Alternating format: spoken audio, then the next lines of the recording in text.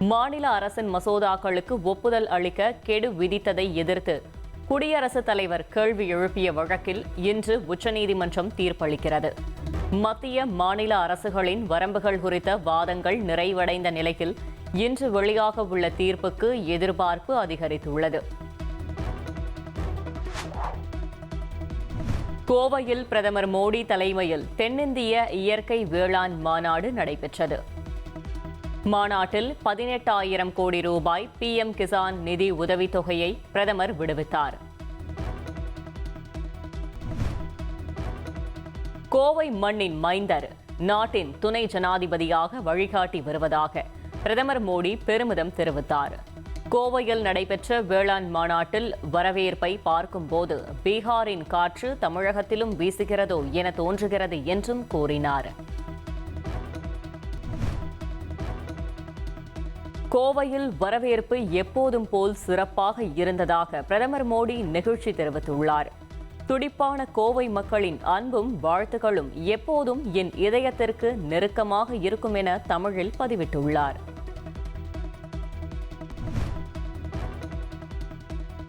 பிரதமர் மோடியிடம் கோவை மதுரை மெட்ரோ திட்டத்தை விரைவில் தொடங்க வேண்டும் என அதிமுக பொதுச் செயலாளர் EPS கோரிக்கை விடுத்தார்.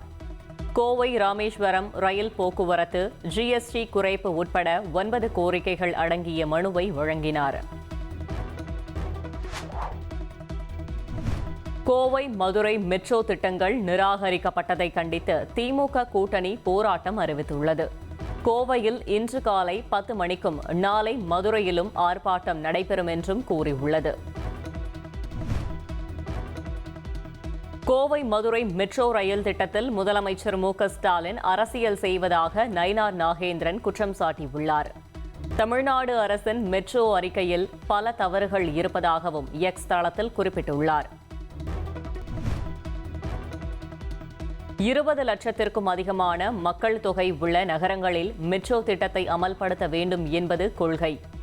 மதுரை கோவை மெட்ரோ ரயில் திட்டங்களை திருப்பி அனுப்பியது குறித்து மத்திய வீட்டு வசதி மற்றும் நகர்ப்புற வளர்ச்சித்துறை அமைச்சகம் விளக்கம் அளித்துள்ளது. 2026 தேர்தலுக்கான சின்னத்தை கேட்டு தேர்தல் ஆணையத்திடம் தமிழக வெற்றிக் கழகம் விண்ணப்பித்துள்ளது. வெற்றி கோப்பை, விசில், கால்பந்து, பேட் உள்ளிட்டவற்றை சின்னங்களாக கேட்டு விண்ணப்பித்துள்ளதாக தகவல் வெளியாகியுள்ளது.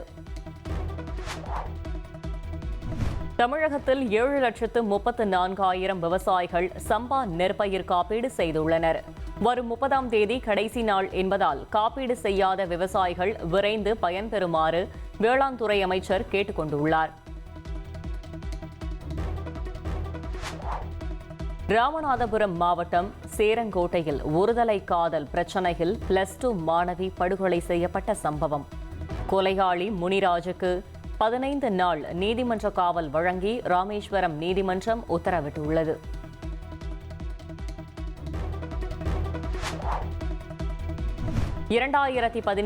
ஆண்டு முத்தலாக் தடைக்கு பிறகு இஸ்லாமியர்களிடையே உள்ள பிற தலாக் நடைமுறைகள் குறித்து ஆராயப்படும் என உச்சநீதிமன்றம் தெரிவித்துள்ளது.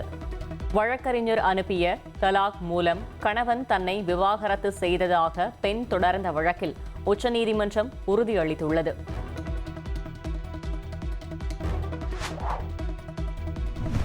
சபரிமலை ஐயப்பன் கோயிலில் உடனடி முன்பதிவு 20,000 இருந்து 5,000 குறைக்கப்பட்டுள்ளது. இனி நாள் ஒன்றுக்கு 5,000 பேருக்கு மட்டுமே உடனடி முன்பதிவு வழங்கப்படும் என அறிவிக்கப்பட்டுள்ளது. திருச்செந்தூர் கோயில் வளாகத்தில் ரீல்ஸ் எடுத்தால் கடும் நடவடிக்கை எடுக்கப்படும் என கோயில் நிர்வாகம் எச்சரித்துள்ளது.